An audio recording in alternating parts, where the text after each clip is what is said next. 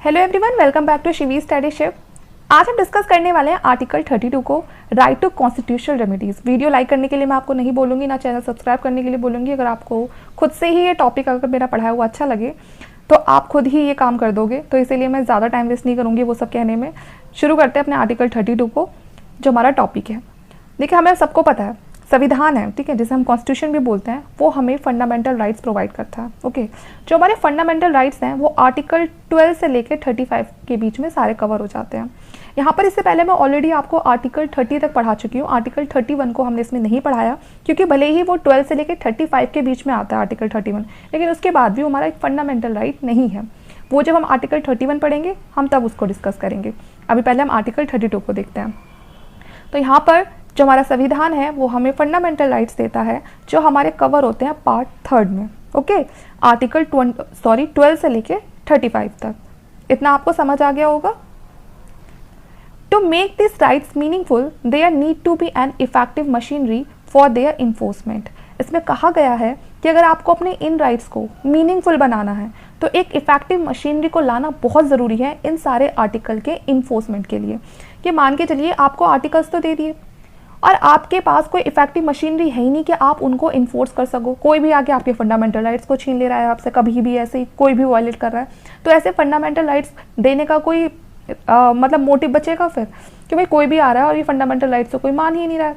तो इसीलिए अगर आपको इन फंडामेंटल राइट्स को पूरी तरह से अच्छे से इन्फोर्समेंट कराना है इनका, तो आपके पास एक इफेक्टिव मशीनरी ज़रूर होनी चाहिए।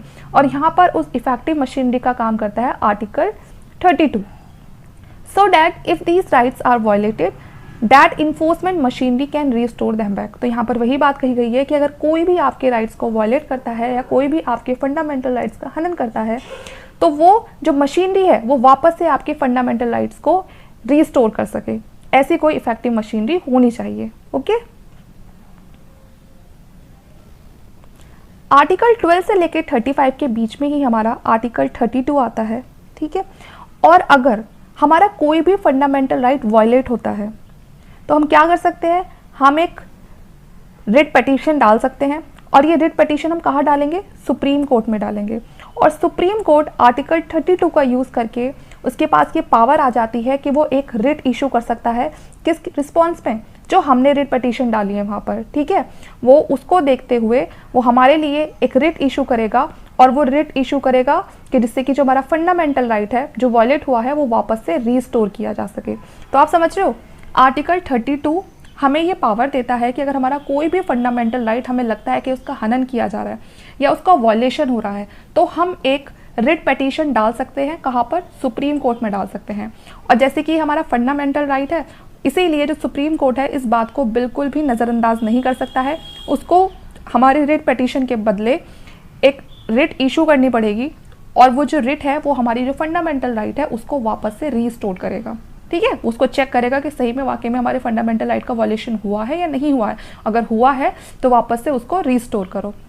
इतना आपको समझ आ गया होगा। It gives us the right to move to supreme court in case of violation of fundamental right. तो यहाँ पर ये क्लियर हो जाता है कि जो आर्टिकल 32 है वो हमें पूरा राइट देता है कि हम सुप्रीम कोर्ट तक जा सकते हैं अगर हमें लगता है कि जो हमारे फंडामेंटल राइट हैं उनको वायलेट किया जा रहा है या उनका किसी भी तरह से हनन किया जा रहा है। इतना आप समझ गए आर्टिकल 32 का यूज़, कि अगर हमें किसी भी फंडामेंटल राइट में कोई भी प्रॉब्लम आ रही है, हमें लग रहा है कि हमारे जो फंडामेंटल राइट्स हमें दे तो दिए लेकिन हमें यूज़ नहीं करने दिया जा रहा, तो हम डायरेक्टली आर्टिकल 32 को यूज़ करके सुप्रीम कोर्ट तक जा सकते हैं, ठीक है, अपनी शिकायत लेकर। Okay, article 32 confers the right to remedy for the enforcement of the fundamental rights of an aggrieved citizen। ठीक है, तो कोई भी सिटीजन अगर किसी को भी ऐसा लगता है तो वो इसको यूज कर सकता है। तो इसीलिए तो इसे कहा गया है एक तरह से रेमेडी, है ना। आप समझ गए होंगे कि क्यों इसको रेमेडी बोला गया है इस आर्टिकल को। Okay, supreme court can issue direction writ order for the enforcement of any of the fundamental right. अब हम सुप्रीम कोर्ट तक तो पहुंच गए, सुप्रीम कोर्ट में जाके हमने एक रिट पिटीशन डाल दी। ये रिट क्या होती है वो भी मैं आपको आगे बताऊंगी। तो सुप्रीम कोर्ट में जाके हमने एक रिट पिटीशन डाल दी, और उसके बदले जो सुप्रीम कोर्ट है उसने भी क्या कर दिया, उसके क्योंकि सुप्रीम कोर्ट के पास ही पावर होती है कि रिट इशू करे, जिससे कि जो हमारा फंडामेंटल राइट जिसको वायलेट किया जा रहा था उसे हम सही से यूज़ कर सकें। तो यहाँ पर जो सुप्रीम कोर्ट है वो रिट इशू करने के साथ साथ वो हमारे फंडामेंटल राइट्स को इन्फोर्स करने के लिए ऑर्डर भी दे सकता है, ठीक है ना, हमें डायरेक्शन भी दिखा सकता है। So we can say that Supreme Court has been constituted as the defender and the guarantor of the fundamental of the citizen.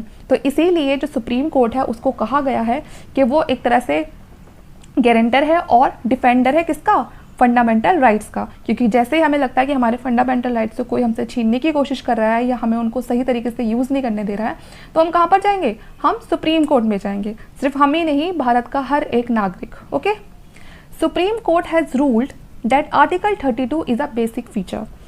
Supreme court है उसने क्या कहा है आर्टिकल 32 को, कि वो एक बेसिक फीचर है कॉन्स्टिट्यूशन का। अब बेसिक फीचर है तो मतलब कोई भी उसको बदल नहीं सकता है, ना उसको संविधान में से हटा सकता है कोई भी अमेंडमेंट करके। ठीक है, अमेंडमेंट मैंने आपको बताया था कि बदलाव होते हैं जो हमारे कॉन्स्टिट्यूशन में समय समय पर ज़रूरत के हिसाब से। तो सुप्रीम कोर्ट ने कहा है कि ये अमेंडमेंट से बाहर है आर्टिकल 32, आप इसको अमेंडमेंट करके भी इसको चेंज नहीं कर सकते हो, क्योंकि ये हमारे संविधान का एक बेसिक फीचर है, एक इम्पॉर्टेंट पिलर है। यहाँ पर प्रेसिडेंट क्या बोलते हैं, I can suspend the right to move to any court for the enforcement of fundamental rights during a national emergency। यहाँ पर प्रेसिडेंट जी बोलते हैं कि मैं इस राइट को, ठीक है, सस्पेंड कर सकता हूँ, लेकिन किस केस में, नेशनल इमरजेंसी के केस में। नेशनल इमरजेंसी कब लगाई जाती है, जब बाहर से हमारे देश पर किसी भी तरह का कोई अटैक होने वाला हो, या कोई भी बाहर से कोई फॉरेन कंट्री या कुछ भी ऐसा होने वाला है जो बाहर से हमारे भारत में अटैक होने वाला है और जिससे देश की जो स्थिति है या भारत में रहने वाले जो लोग हैं उनकी मुसीबतें बढ़ सकती हैं। तो उस केस में हम उन्हें ये तो कहेंगे नहीं कि आराम से बाहर घूमो, ठीक है ना, नारे लगाओ या कुछ भी करो। तो उस केस में हमें उन्हें क्या बोलना पड़ेगा कि आप घर के अंदर रहो। तो उससे कहीं ना कहीं उनके जो फंडामेंटल राइट्स हैं वो पक्का वॉयलेट तो होंगे, लेकिन वो किस लिए किए जा रहे हैं, वो उनकी सेफ्टी के लिए ही किए जा रहे हैं। तो उस केस में जो प्रेसिडेंट है नेशनल इमरजेंसी के दौरान वो हमारे जो फंडामेंटल राइट्स है, ठीक है ना, उनको जो इन्फोर्समेंट करने के लिए जो आर्टिकल 32 को बनाया गया है वो उसको भी सस्पेंड कर सकते हैं। ठीक है, तो प्रेसिडेंट के पास ये पूरा राइट है कि वो आर्टिकल 32 को सस्पेंड कर सकते हैं ड्यूरिंग अ नेशनल इमरजेंसी। तो इतना ही तो ये था हमारा, ये मैंने आपको पूरा बता दिया कि आर्टिकल 32 क्या है। अब इसको आगे देखते हैं। अब यहाँ पर जब हम इस आर्टिकल को पढ़ते हैं तो बीच में कुछ क्वेश्चन आपको ज़रूर देखने के लिए मिलेंगे जो हमारे बार बार हमारे दिमाग में आते हैं कि क्या सिर्फ कॉन्स्टिट्यूशनल राइट्स के लिए या फिर फंडामेंटल राइट्स के केस में ही हम सुप्रीम कोर्ट जा सकते हैं। अब जैसे यहाँ पर पहला पॉइंट लिखा हुआ है कि इन case of violation of any constitutional rights, ठीक है, कि आपका कोई भी कॉन्स्टिट्यूशनल राइट है अगर उसको वायलेट किया जा रहा है तो क्या आप जब भी सुप्रीम कोर्ट ही जाओगे डायरेक्टली? तो इस केस में आपका आंसर होगा नो, क्योंकि जो आर्टिकल 32 है, हम आर्टिकल 32 को ही पढ़ रहे हैं, तो आर्टिकल 32 में कहा गया है कि सुप्रीम कोर्ट आप डायरेक्टली जा तो सकते हो, लेकिन किस केस में, जब आपके फंडामेंटल राइट्स को कोई वायलेट कर रहा हो। अगर आपके कोई कॉन्स्टिट्यूशनल राइट्स को वायलेट कर रहा है तो तब आपको सुप्रीम कोर्ट नहीं जा सकते हैं, ना जाने की ज़रूरत है। लेकिन अगर कोई फंडामेंटल राइट को आपके वायलेट कर रहा है तो उस केस में आप आर्टिकल 32 का यूज़ करके डायरेक्टली सुप्रीम कोर्ट जाओगे। ओके, तो यहाँ पर आप समझ गए होंगे मैं आपसे क्या कहना चाह रही हूँ। फंडामेंटल राइट्स क्या है हमारे, जो आर्टिकल 12 से लेके आर्टिकल 35 तक सारे कवर हो जाते हैं, वो हमारे सारे फंडामेंटल राइट्स हैं, और उसके अलावा जितने भी बचते हैं वो सारे हमारे कॉन्स्टिट्यूशनल राइट्स हो जाते हैं।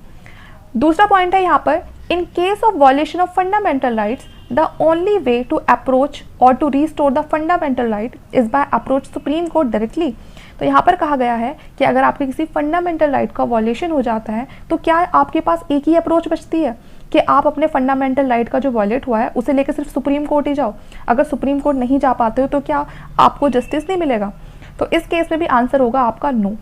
कैसे होगा, इसे हम एक एग्जाम्पल के साथ समझेंगे।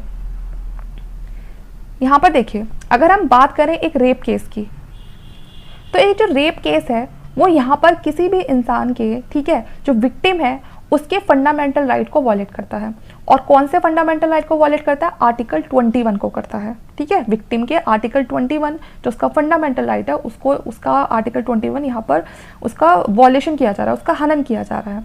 अब इस केस में दो चीज़ें होगी, या तो जो विक्टिम है अगर उसे सुप्रीम कोर्ट जाना है तो उसको एक रिट पिटीशन डालनी होगी और फिर वो सुप्रीम कोर्ट तक जाएगा। दूसरा में क्या है यहाँ पर कि देखिए, जो पार्लियामेंट है ना वो टाइम टाइम पर ऐसे केसेस के लिए क्रिमिनल लॉ बनाती रहती है, ठीक है ना, उनमें अमेंडमेंट करती रहती है। तो यहाँ पर हम सबको पता है कि रेप को लेकर हमारे देश में बहुत सारे कानून हैं, तो यहाँ पर उन्हीं लॉ का यूज़ करके, जैसे कि क्रिमिनल लॉ अमेंडमेंट एक्ट 2013 का यूज़ करके जो पार्लियामेंट ने बनाया था, उस क्रिमिनल को, ठीक है ना, यहाँ पर क्या किया जाएगा, उसको यहाँ पर सज़ा दे दी जाएगी। तो अगर आप चाहो तो आप सुप्रीम कोर्ट भी जा सकते हो, वरना यहाँ जो पार्लियामेंट ने ये जो लॉ बना रखे हैं, इन लॉ को यूज़ कर कर भी क्या हो सकता है कि जो हाई कोर्ट है या फिर जो आपके एरिया में जो भी कोई डिस्ट्रिक्ट कोर्ट है वो भी आपको पूरी तरह से इंसाफ दिला सकता है, ठीक है। और जो जिसने ये क्राइम करा है उसको इस आर्टिकल के अंडर जो भी सज़ा लिखी हुई है, जो भी पनिशमेंट लिखी हुई है, वो भी दी जाएगी। तो आप समझ गए होंगे, दो तरीके हैं यहाँ पर। जब भी आपका कोई फंडामेंटल राइट को वायलेट करेगा तो एक तो आपके पास है ही बिल्कुल, एक राइट तो आपके पास बिल्कुल हमेशा रहेगा कि सीधा सुप्रीम कोर्ट चले जाओ रिट पिटीशन डाल के। लेकिन दूसरा ये है कि अगर पार्लियामेंट ने कोई भी लॉ पहले से ही बना रखा है उस केस में, ठीक है, तो आप उस लॉ का यूज़ करके भी, या फिर जो आपके पास में जो भी कोर्ट है, हाई कोर्ट है, आप डायरेक्टली आपको सुप्रीम कोर्ट जाने की ज़रूरत नहीं है, बल्कि आपके एरिया में जो भी कोर्ट वगैरह आता है ना, वहाँ पर भी आपको पूरी तरह से इंसाफ मिल जाएगा। तो आप समझ गए होंगे। लेकिन बहुत सारे केसेस ऐसे हैं कि जहाँ पर कोई लॉ नहीं बना है, आपको लग रहा है कि जो मेरे साथ हुआ है उसके लिए तो कोई लॉ ही नहीं है, तो वहाँ पर आप रिट पिटीशन डाल के सुप्रीम कोर्ट में अप्रोच कर सकते हो, ठीक है। तो आपको समझ आ गया होगा ये। आर्टिकल जो हमारा 32 है, उसको जो डॉक्टर अंबेडकर हैं, ठीक है, जिन्होंने हमारे संविधान को बनाया है, जिन्हें हम फादर ऑफ इंडियन कॉन्स्टिट्यूशन भी बोलते हैं, उन्होंने आर्टिकल 32 को क्या कहा है कि ये बहुत ही मोस्ट इंपॉर्टेंट आर्टिकल में कंसिडर होता है हमारे संविधान के। An article without which this constitution would be null, ठीक है, कि अगर आर्टिकल 32 नहीं है तो इसके बिना जो हमारा कॉन्स्टिट्यूशन है पूरा नल एंड वॉइड है। क्योंकि मान के चलो फंडामेंटल राइट्स तो आपको दे दिए, ठीक है, लेकिन आप सपोज करो आर्टिकल 32 आपके पास है ही नहीं, अब आपके फंडामेंटल राइट्स के साथ कुछ भी होता रहे, कहाँ जाओगे, जाना कहाँ है, वो तो मैं आर्टिकल 32 ही बता रहा है ना कि भाई अगर आपको लगता है कि आपके फंडामेंटल राइट्स को यूज़ नहीं करने दिया जा रहा आपको, तो आर्टिकल 32 में साफ साफ लिखा है कि आप सुप्रीम कोर्ट जाओ। लेकिन आप खुद सोचो, आर्टिकल 32 को हटा देते हैं, फिर कहाँ जाओगे, है ना, फिर तो कोई और बात करता ही नहीं इस बारे में। तो इसीलिए जो आर्टिकल 32 है उसको राइट टू कॉन्स्टिट्यूशनल रेमेडी कहा गया है। This article is the heart soul of constitution, ठीक है ना, तो इसे हार्ट सोल ऑफ कॉन्स्टिट्यूशन कहा गया है। अब बात करते हैं कि किसके पास, हम बार बार ये तो कहे जा रहे हैं कि रिट पिटीशन डाल दो, रिट पिटीशन डाल दो सुप्रीम कोर्ट में। अब देखते हैं कि जो रिट पिटीशन इशू करने की जो पावर है वो किस किस के पास है, ठीक है। Power to issue writ petition supreme court के पास भी है और हाई कोर्ट के पास भी है, ठीक है, दोनों के पास है ये जो इशू। जैसे कि मैं हूँ, ठीक है, मुझे लग रहा है कि मेरा कोई फंडामेंटल राइट है उसको वायलेट किया जा रहा है, मैंने एक रिट पिटीशन डाल दी, ठीक है। अब उसके रिस्पॉन्स में जो सुप्रीम कोर्ट है उसको भी तो क्या करना पड़ेगा, कोई रिट इशू करनी पड़ेगी जिससे कि जो मेरा फंडामेंटल राइट है वापस से रीस्टोर हो सके। तो यहाँ पर ये जो पावर है रिट इशू करने की, ये दोनों के पास है, ये सुप्रीम कोर्ट के पास भी और हाई कोर्ट के पास भी है। क्योंकि हमने पढ़ा था कि अगर कोई हमारे फंडामेंटल राइट्स को वायलेट करता है तो उस केस में सुप्रीम कोर्ट के पास पावर है कि सुप्रीम कोर्ट वहाँ पर रिट इशू कर सकता है। लेकिन अगर हमारे कोई कॉन्स्टिट्यूशनल राइट को कोई वायलेट करता है तो उसके लिए हमें सुप्रीम कोर्ट जाने की जरूरत नहीं है, वो काम हाई कोर्ट भी कर सकता है, हाई कोर्ट दोनों कर सकता है। हाई कोर्ट आपके फंडामेंटल राइट के लिए भी रिट इशू कर सकता है और आपका कोई कॉन्स्टिट्यूशनल राइट को अगर वायलेट किया जा रहा है तो वो वहाँ पर भी आपके लिए रिट इशू कर सकता है, ठीक है। It means when the fundamental rights of a citizen are violated, that aggrieved party had the option of moving either the High Court or the Supreme Court. तो इसीलिए किसी भी सिटीजन को अगर लगता है कि उसके फंडामेंटल राइट्स को वॉयलेट किया जा रहा है तो ऐसा नहीं है कि वो हर बार सुप्रीम कोर्ट ही भागे, वो उसकी मर्जी है, क्योंकि सुप्रीम कोर्ट सबसे लास्ट ऑप्शन बचता है हमारे लिए, तो हम उसका यूज़ कर सकते हैं, ठीक है। लेकिन अगर आप चाहते हो हाई कोर्ट जाना तो आप हाई कोर्ट भी जा सकते हो। अगर आपकी हाई कोर्ट में बात नहीं बनती, आपको लग रहा है कि नहीं उन्होंने सही फैसला नहीं किया है, तो आप फिर सुप्रीम कोर्ट भी जा सकते हो। तो इसलिए आपके पास दोनों ही जगह पावर है कि आप दोनों ही जगह जा सकते हो, आप सुप्रीम कोर्ट भी जा सकते हो और हाई कोर्ट भी जा सकते हो, ठीक है। सुप्रीम कोर्ट जाने की जो पावर है वो आर्टिकल 32 देता है और हाई कोर्ट जाने की जो पावर है वो आर्टिकल 226 देता है। ये क्वेश्चन बहुत आते हैं एग्जाम में, डायरेक्टली पूछा जाता है, तो यहाँ पर ये आप याद रखना कि सुप्रीम कोर्ट जाने की जो पावर है वो आर्टिकल 32 देता है और हाई कोर्ट जाने की आर्टिकल 226, ओके।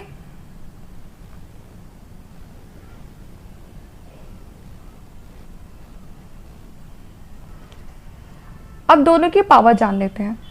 सुप्रीम कोर्ट की बात हमने करी है आर्टिकल 32 में। अब देखिए सुप्रीम कोर्ट बिल्कुल भी रिफ्यूज़ नहीं कर सकता है, आप जो उसके पास जाके रिट पिटीशन डालोगे सुप्रीम कोर्ट में, सुप्रीम कोर्ट उसे रिफ्यूज़ कर ही नहीं सकता, क्योंकि आप फंडामेंटल राइट को लेके जा रहे हो। अगर आप किसी और को लेके जाओ, ठीक है, कोई और आपका राइट है, तो तब तो वो उस बात को नेगलेक्ट कर सकता है, लेकिन फंडामेंटल राइट को उसे नहीं करना पड़ेगा, ठीक है ना। फंडामेंटल राइट को उसे चेक करना ही पड़ेगा अगर आपने पिटीशन डाली है वहाँ पर। तो यहाँ पर बात हमने करी ली थी, ये 32 के अंदर आता है और इधर जो हाई कोर्ट है वो 226 के अंदर आता है। फर्स्ट पॉइंट क्या है supreme court can issue Ritz only for the enforcement of fundamental right.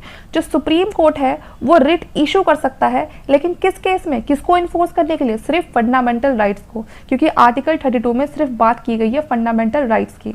Okay, लेकिन अगर हम बात करें हाई कोर्ट की, तो हाई कोर्ट दोनों ही चीज़ों के लिए जो रिट है वो इशू कर सकता है, for the enforcement of fundamental right and for the enforcement of the ordinary legal right, दोनों ही केस में। ठीक है, अगर आपके फंडामेंटल राइट को वायलेट किया गया है तो उस केस में भी वो रिट इशू कर सकता है आपके लिए।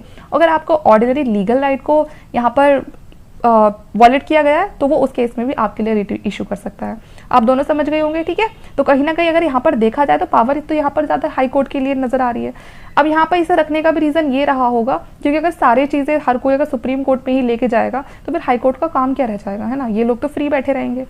आगे देखते हैं, सेकेंड पॉइंट क्या कहता है, supreme court can issue Ritz through out the territory of India. ठीक है, जो सुप्रीम कोर्ट है वो कहीं के लिए भी, पूरे भारत में कहीं के लिए भी वो रिट इशू कर सकता है, लेकिन हाई कोर्ट सिर्फ अपना जो टेरिटोरियल जुरिस्डिक्शन रहेगा, मतलब वो जिस भी एरिया का हाई कोर्ट है सिर्फ उसी के एरिया के लिए अपना जो रिट इशू है वो कर सकता है। लेकिन सुप्रीम कोर्ट तो सबसे सुप्रीम है, तो वो इसलिए भारत के किसी भी कोने के लिए रिट इशू कर सकता है। Supreme court can not refuse to exercise its writ jurisdiction. जो सुप्रीम कोर्ट है वो बिल्कुल रिफ्यूज नहीं कर सकता है अपने जो रिट है इसको इशू करने के लिए। ठीक है, अगर किसी ने पटिशन डाली है तो उसके रिस्पॉन्स में उसको रिट इशू करनी ही पड़ेगी अगर फंडामेंटल राइट का केस है तो। हाई कोर्ट में refuse to exercise its writ jurisdiction, लेकिन हाई कोर्ट कर सकता है। तो यहाँ पर तो ज़्यादा जो पावर है किसके हाथ में दिखाई दे रही है? हाई कोर्ट के हाथ में दिखाई दे रही है ना, क्योंकि लोग अगर यहाँ से रिफ्यूज हो भी जाएंगे तो वो सुप्रीम कोर्ट चले जाएंगे। तो ऑर्डिनरी लीगल राइट केस में जो हाई कोर्ट है वो रिफ्यूज कर भी सकता है। अब बात करते हैं, हाई कोर्ट की बात कर ली, सुप्रीम कोर्ट की कर ली, अब जो बाकी कोर्ट्स है उनकी क्या पावर है, तो वो भी कुछ कर सकते हैं नहीं कर सकते हैं। तो यहाँ पर जो आर्टिकल 32 है वो बताता है कि पार्लियामेंट चाहे तो ये जो रिट इशू करने की जो पावर है वो बाकी कोर्ट्स को भी दे सकता है। ठीक है, कि जो बाकी कोर्ट्स हैं वो उनको भी इस पावर को दे सकता है, और उसके चलते जो बाकी कोर्ट हैं वो डायरेक्शन इशू कर सकते हैं, ऑर्डर्स इशू कर सकते हैं, रिट इशू कर सकते हैं, सभी तरह के। ठीक है, तो ये पावर किसके हाथ में है? ये पावर आर्टिकल 32 देता है पार्लियामेंट के हाथ में। ओके, तो ये था हमारा आर्टिकल 32 जो हमने पूरा कवर कर लिया है, जिसमें हमने सब देख लिया है कि आर्टिकल 32 को हम क्यों राइट टू कॉन्स्टिट्यूशनल रेमेडी कहते हैं और किस तरह से वो हमारे कॉन्स्टिट्यूशन को डिफेंड करता है, और साथ में रिट पिटीशन के बदले वो हमें रिस्पॉन्स करता है जो हमारी रिट वगैरह इशू करके, और वो दोनों ही पास पावर होती है, सुप्रीम कोर्ट के पास ही पावर होती है और हाई कोर्ट के पास ही पावर होती है रिट इशू करने की। ठीक है, सुप्रीम कोर्ट के पास ये पावर होती है अंडर आर्टिकल 32 और हाई कोर्ट के पास होती है अंडर आर्टिकल 226। तो यहाँ पर जो हमारा पूरा का पूरा आर्टिकल था, आर्टिकल 32 हमने कवर कर लिया है। इसके अलावा आपको जितना एग्जाम में आ सकता है यहाँ पर मैंने सब कुछ आपको बताने की कोशिश करी है। तो यहाँ पर जितनी भी इंपॉर्टेंट इन्फॉर्मेशन हो सकती है मैंने सारी आपके साथ शेयर करी है। अब आपको बताना है कि वीडियो आपको कैसा लगा। अगर वीडियो आपको प्लीज़ अच्छा लगा है तो लाइक कर देना, शेयर कर देना। ठीक है, और ऐसी और वीडियोस चाहिए तो आप इसे सब्सक्राइब भी कर सकते हो। साथ में मेरा टेलीग्राम चैनल भी आप ज्वाइन कर सकते हो जहाँ पर मैं ये सारी वीडियो शेयर करती रहती हूँ। Thank you.